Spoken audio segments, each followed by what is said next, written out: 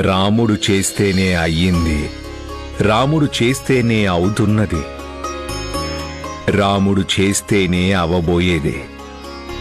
మనం నిమిత్తమాత్రులమంతే.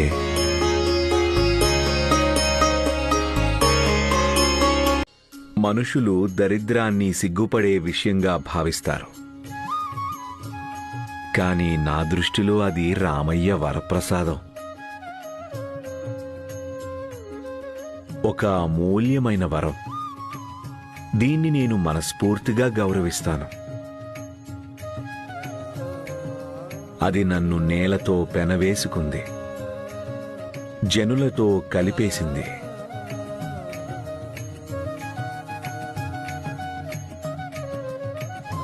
అది నాకు ఏదైతే నేర్పిందో అదంతా పుస్తకాల్లో రాసుండదు.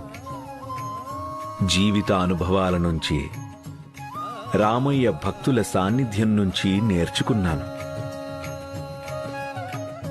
ఈ జ్ఞానమే నన్ను సర్వశక్తిశాలైన ఆ పరమేశ్వరుడికి, ఆ పరమాత్ముడికి మరింత సమీపానికి తీసుకెళ్ళింది.